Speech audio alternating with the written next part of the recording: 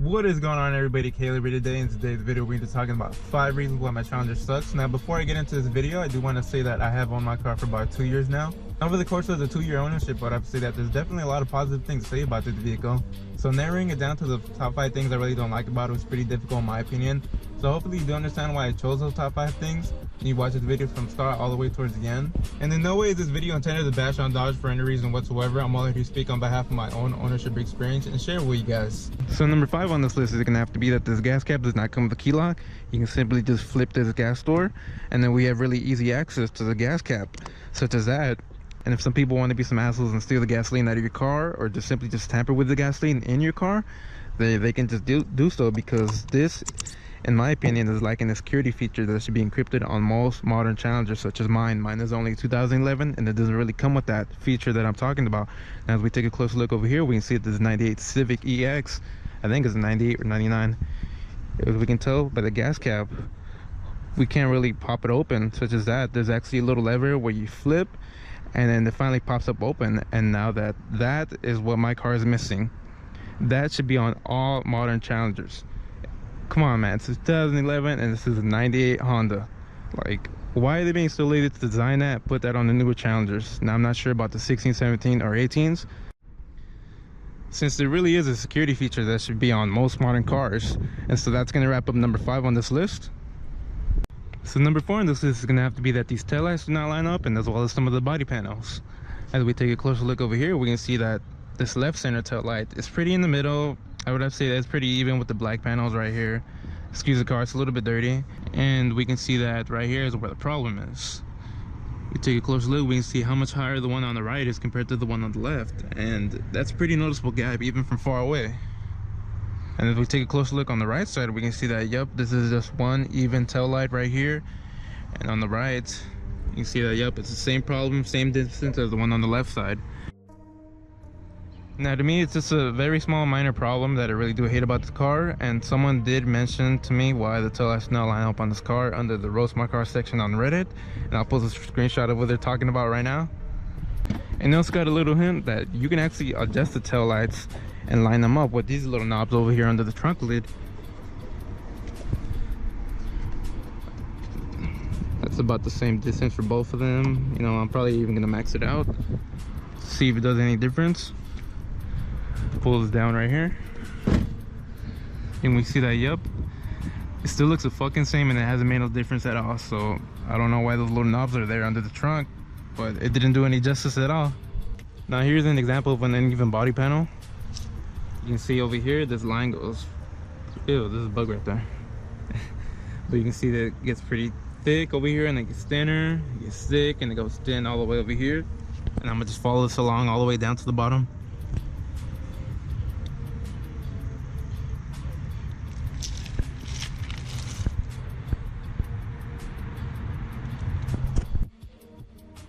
Now, in my honest opinion, it doesn't really bother me as much, but it's just something that I like to point out for you guys.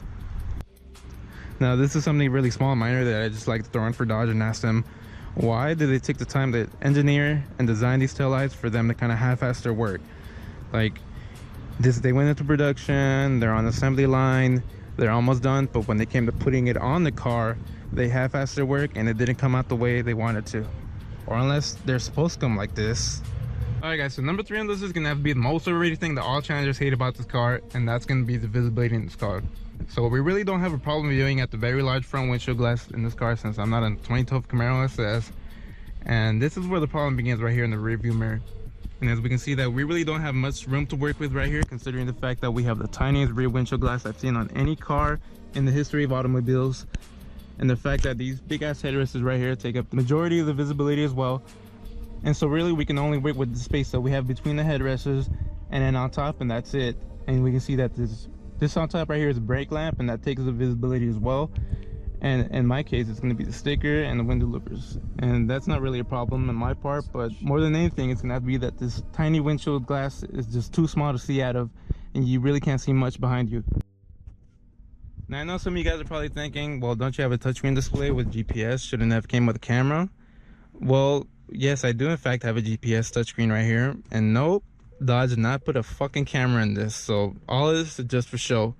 You can just go to shitty ass outdated navigation maps that Uconnect hasn't updated in forever.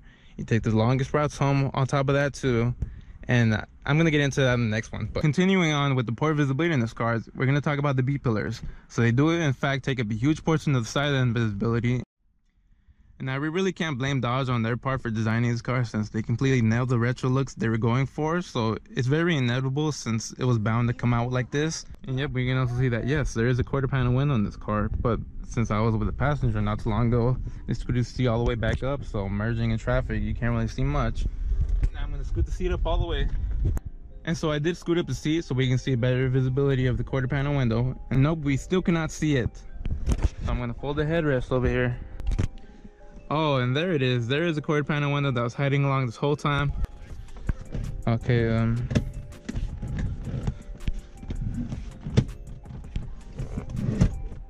okay, so this really doesn't lock forward.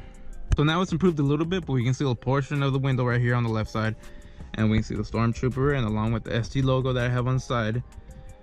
But this thing is going to be sliding around, so maybe if I can just hold it in place. And there's another problem right here, that this doesn't really settle. It can only go forward or backward. It doesn't really set in the middle. And there you go, we're back to normal. Alright, and there you have it guys, we're back to normal. So that's going to be wrapping up the third thing that I hate about this car, which is going to be the visibility. And I also do want to point out that these do in fact help me merging in traffic, and I bought these two little nutsack off of Amazon. So number 2 on this list is going to have to be that the Bluetooth system in this car is garbage. So I'm going to show you guys how long it takes to connect your phone. I turn on the car, right? As soon as you turn on the car, it's going to give you the Dodge Uconnect system. Press this now, press accept. Now you're going to have to click on the Bluetooth on your phone. And then you go down to the Uconnect, right? And you're going to click on media. And you click on media, you're going to have to wait about a minute or so. Then when this finally illuminates, you can press on it and connect the phone. And that takes another about 30 seconds realistically every single time I try to connect my phone. I'm not going to fast forward or anything. I'm just going to show you guys real life situations and how it's like to connect your phone. So just give it another minute or so. This is probably going to be the entire goddamn video. Just connecting my phone to the auxiliary port. Well, that's not even aux, it's Bluetooth. Alright, so it's connected on my phone, but it just takes so goddamn long to connect on this shit. Look at this right here. Already going into a minute. I'm not sure if it's gonna connect today. What the fuck is going on?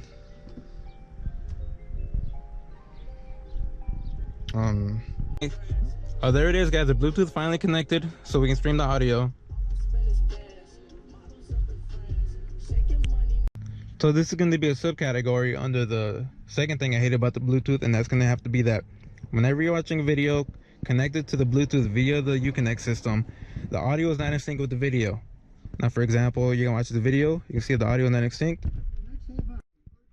And at times you can't even pause a YouTube video on your phone. It keeps on playing. Big mistake. I'd never buy one. I advise people not to buy them either myself. Next question. What the fuck? Alex Hall says, I have a cylinder 3 misfire, even after passing compression fuel pressure. Since this is a subcategory, the third thing I hate about the Bluetooth Uconnect system, it's gonna have to be, let's say you're jamming along. Alright, you're playing music, right? You're into it, and let's say you're done fueling up on gas, or you gotta go where you gotta get to. The Bluetooth Uconnect system disconnects your phone. It takes you back to the AM screen. You gotta go to media, and after that you have to go to disk. You have to wait for this to initialize and connect. There it is. So you have to do that every single time you start up your car and when you're connected onto the Bluetooth. But when you turn off the car, it still plays. What kind of shit is that? Like, so that's gonna wrap up for the second thing I hate about this car. Is gonna have to be the Bluetooth Uconnect system in this car is garbage. You guys saw what happens. It takes forever to connect your phone. On top of that, when you're trying to watch a video, the audio is not in sync. And the third thing is when you turn on the car, the Bluetooth disconnects. All right, so we finally made it to the number one thing that I hate about this car, and that's not gonna be, you know, the quarter panel window that I can barely see, or the B pillars, or the small tiny rear windshield in this car. It's gonna have to be, in fact, this window. All right, so keep this in mind, guys. This is what Dodge calls the smart glass feature of their car. So as soon as you close the door, it goes back up to seal, right? And so yeah, that's the smart glass feature of this car. And so now I'm gonna read to you guys the recall letter that Dodge put out in 2011. And they stated that the smart glass switch on your vehicle may have improper heat sinks, which would cause a continuous and unattended smart glass operation. Continuous activation of the smart glass feature, when not intended, could cause the battery to discharge to a point where the engine will not crank. And what they mean by that is, so what they mean by continuous unattended smart glass operation was, you guys saw how the smart glass window went down, right? So it would go back down and it would go back up, and you just keep doing that all the way up until the battery would not crank at all. And I really do wish I can show you guys a feature right now where it just goes up and down all the way up until the battery dies, but unfortunately that problem only happens when it wants to.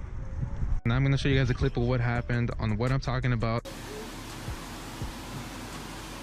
I'm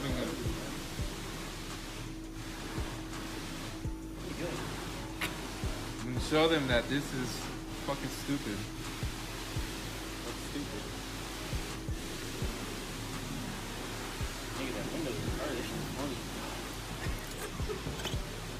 This is to prove to you guys that there's nobody in here doing that shit. It just does it by itself, okay?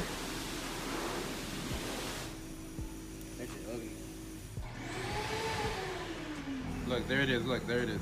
Look at Fat Nick.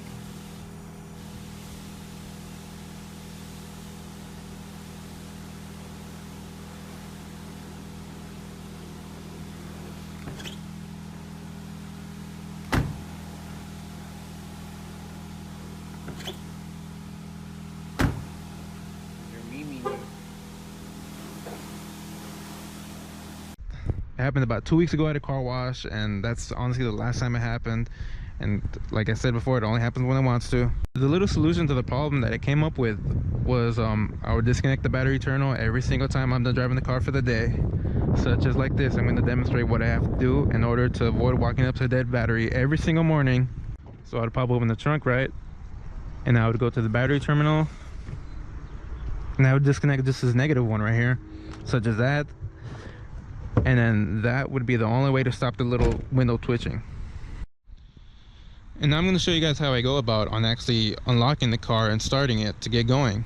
So what I would do is I'd grab the little key from the key fob, turn it to the left, and it'll open the door, right? And as soon as I have access to the door, just unlock it just like that. Move to the back seat right here, and you can see that yes, this is in fact the dog leash connected to the trunk latch mechanism. So as soon as I pull on it, you can hear the trunk latch pop open. So just like that, and then we come to the trunk and make sure the key fob is connected so the alarm doesn't go off. And this is where you can see the leash right here, just connected to the trunk latch. So when I just yank on it, it just pops open just like that. It's way easier than crawling in the trunk every single time to start the car. And then finally reconnect the negative cable, close the trunk latch, and then we can finally start the car.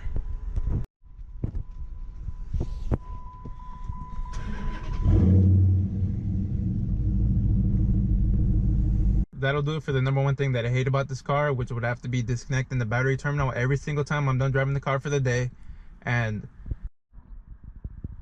when the problem does rise again, I'm gonna have to contact Dodge for them to actually fix it this time, because it's not happening again.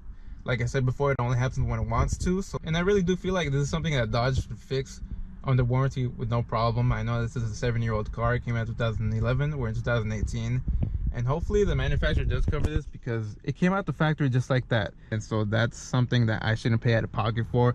And if I do, that's going to be really fucking stupid, and it's not going to make any sense, considering the fact that the 2011 model should be covered under warranty. But I'm not sure, you know, if it's going to cover it under warranty till now. So until then, I'm going to keep you guys updated on what happens. So guys, that'll wrap it for today's video. Hopefully you understand why I chose those 5 things that I really do hate about this car. Hopefully you like this video. If you do, give it a big like and subscribe to the channel. And until then, I'll see you in the next video.